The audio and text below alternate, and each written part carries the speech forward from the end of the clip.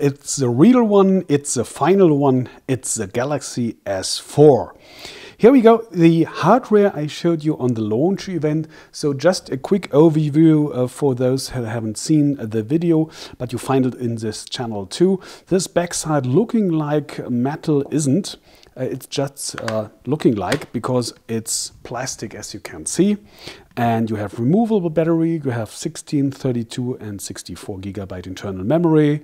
You have micro SD slot up to 64 gigabyte, micro SIM card, and a camera with 13 megapixels, shooting videos with full HD, and of course that big front screen with full HD 2 and 5 inches. And as you might know, we have two versions with a processor, one with quad-core in Europe, and in other countries sometimes that octa-core Exynos 5 processor by Samsung. But that's not the topic of this video. Today I want to show you some of the new features and function of the S4. And as you can see by the glove, yep, it's working like that. Before, I want to show one of the gestures you might need most, and some of you might know. This is this one. You have some sensors in the upper front here, and if you go like that, you can have a quick overview what's going on your phone, so you don't have to start it every time. Just make this gesture. And the other thing I want to show is that hover mode. You might know from the Note, Galaxy Note phones, that with the stylus you have to hover over the touch screen. You don't have to touch it, and this is working with the finger on the S4. I will show you later.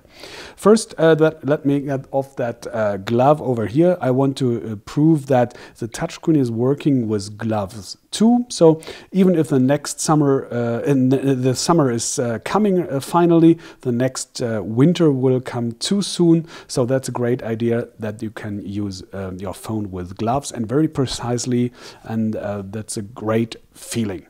Okay, up to the new functions, I want to go a little bit closer so that you can see.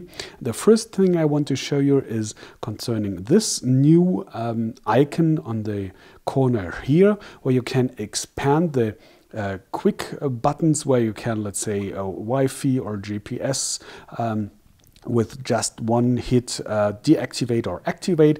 And this is expanding here, and the first row is always inside.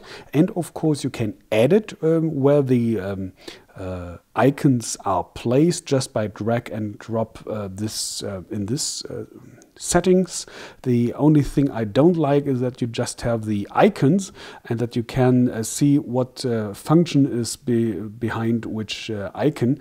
There is a small chance that you might read this one, but it's almost impossible to read that text. So because your finger is tapping on it, I guess Samsung is doing that much better in the next software version, or at least I hope.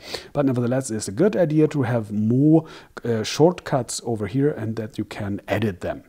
And the other thing is of course this one in the settings, that you have new tabs over here. Instead of scrolling endlessly through the settings, you now have those quick and short tabs here. And in the My Device section you will find motion and gestures, and that's one thing I wanted to show you. First of all, you can activate and deactivate all of it, or just some of those functions inside.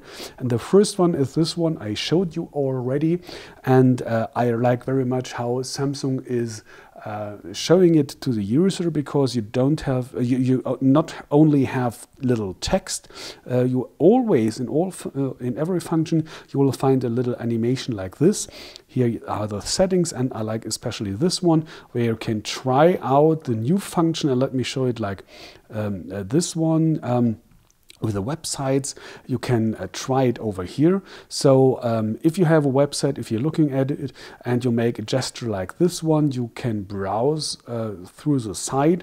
Okay, you can use your finger, of course, but try to imagine a situation where you have wet fingers or dirty fingers. You don't want to have to touch your screen, so you can use these gestures, and you can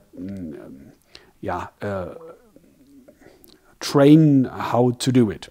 with those try it functions. The other one, Air browse is, let me show this one in the music player. That's, I guess, a little bit easier.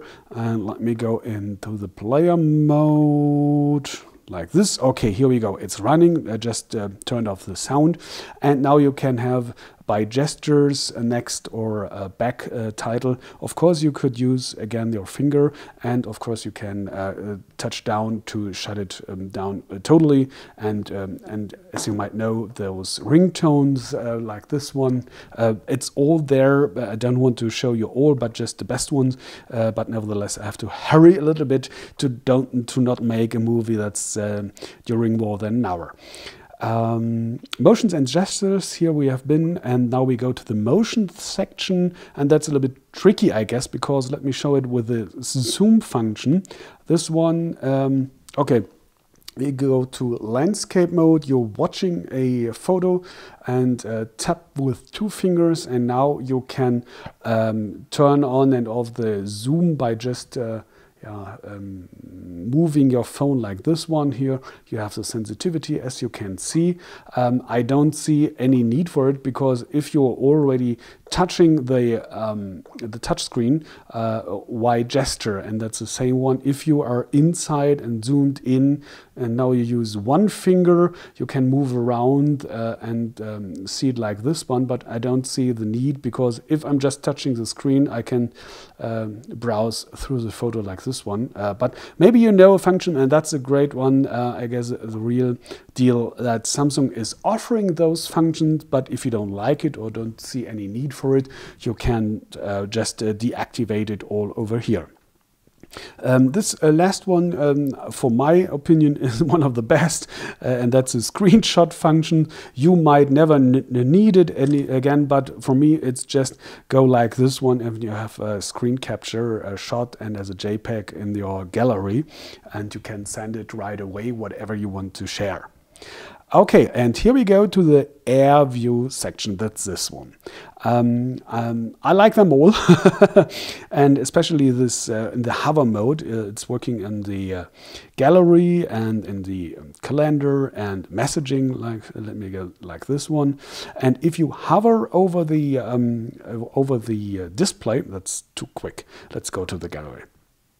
Okay, if you hover around, you can have a preview mode, for example, like I'm looking for a photo, I don't know in which album it is stored, and now I don't have to go into each album and look around and go back. So just have a quick preview what kind of photos are in this one, and if it's not in there, you use another one. And especially with the messagings, let me show you like this one, because that's too quick over there in the try it function. I'm doing it in landscape mode, so I hope you can see that I'm really hovering over the touch screen. I'm not touching it really, just about a centimeter or something like that over the panel, and from that just short view, it's opening a new window with a full text, and you can read, and you don't have to go in and look for that what you need, especially in the calendar. It's very useful. Let me show. Oops. Let me show this again. Air View, information preview. Oops, no. Oh, there is no try it in the S planner mode. Okay, but you can imagine how you can view your dates without you just going back to. Okay, progress review preview. Well, that's again that situation where you have dirty fingers and you want to go or see where the video is going. You can hover here, and back. Yeah, here we go. That speed dial preview. For myself, I often ask which kind of partner is under which shortcut. So here you can have a quick preview where to type. And website magnifier, that might be a help when you have very tiny text on a website. So we have that magnifier preview. If you don't need it, you don't have to use it. Okay. And the last thing is concerning the videos. You might remember or know the function of the Galaxy S3 where the front camera is watching you, and as long as it is detecting that you are looking to the panel, it's not turning off the display. And that's the same function now with video. So again, let me go to landscape mode, please. Here we go. It's the same idea. Let me restart that video. Here we go. It's the same idea. You have that front camera, it's watching me, and as long as I'm looking to the screen, it's and you can see that great quality of the display over here. But that's not that's the next video. I promise it's coming soon. But now I want to show you the functions. And this one. Okay, here we go. I'm looking to the. Hello, babe. I'm looking to you, so show me my video. Okay, here we go. That's the way it should work. As long as I'm looking to the video, it's running. But when I'm looking to somewhere else, I'm just demoing it like now by turning the device to you. So it's not detecting my eyes anymore. And as you can see, it's stopping the video. As soon as I'm watching it again, it's going on. Here we go. It's just 1 or 2 seconds delay. Every time I'm, hello, babe, what's your problem? Looking to you. Worked fine all day long, but now, okay, here we go.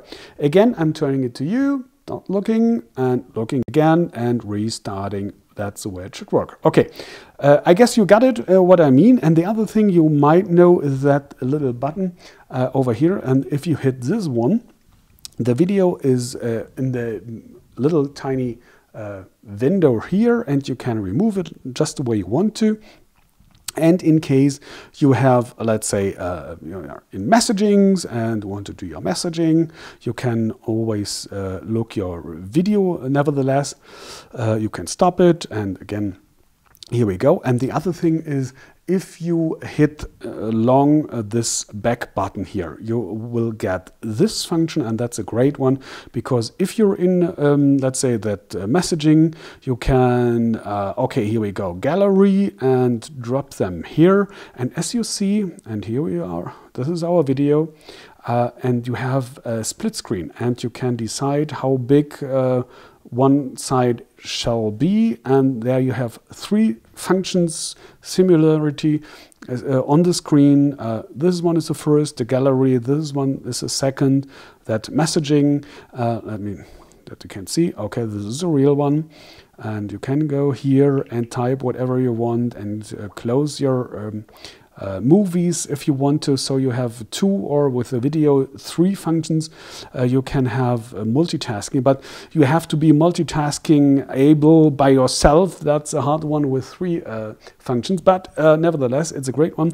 This is here, and you can move this one out, and if you don't like it anymore, you tap again here for 1 second or something. Just a quick jump to the camera functions and the new interface over here, because now you have some functions and the settings in a quick view. And here we go to the settings separated by photo, video, and global options. And this is, I wanted to show you, because that's new. And again, it's greatly executed, because you have a example photo on the here and a short abbreviation text, what's meant to be. Let's say you have best photo, so you take a series of pictures and put the best one. This is great for group shots, so you can add, so you have 5 pictures, and for every head of each person, you can pick where the head is getting best. So here he is laughing and she's crying or whatever. Put them together to one picture at last, full automatically. This one I don't see a need for, because here if I'm taking a picture, there's added 9 seconds of audio. Let's say if you're at the beach, you have the waves rushing in. But the problem is, if you sending this one, let's say via mail, it's only sent the JPEG file and not the sound file. This is working only if you're sending it from S4 to another S4. I'm sure that there will be added more compatible models in the future, but not at the moment, so I don't see that. Here in drama, you have, as you can see, if you have a moving object, it's photographed several times and put it together into one photo. Cinema photos here, you can freeze moving parts of the motive or animate not moving ones. That's a little bit complicated. HDR, of course. This one is a great function, I find, because Eraser is shooting 5 pictures, and maybe just in the best shot is moving somebody, like here in this example picture, moving in the background. So you have the chance to erase this one out because you have that background piece taken from another picture, totally full managed in that function over here. Panorama, of course, and this one is the best. We don't have to care about night and sport shots. This one is the function that's called on the Nexus 4 Photosphere Camera. And this is because you can have photos in 360 degrees in each angle if you want to. So you have a, let's say, a picture globe you are producing, and the watcher can put its viewing angle by himself, up and down and zoom in and out. That's something you can't do with a photo and nor with the video. So it's a great expansion to the possible multimedia chances. Okay, that's the first impression of the new functions of the S4, or at least some of them. The manual has 144 pages, so I can't show you all, but I hope you got some first impressions. And the next day is following up a new video with the S4 that media check, so we'll have a closer look to the display, and we will compare it to the S3 and the HTC One, of course, and we will compare the photo and video quality, so stay tuned.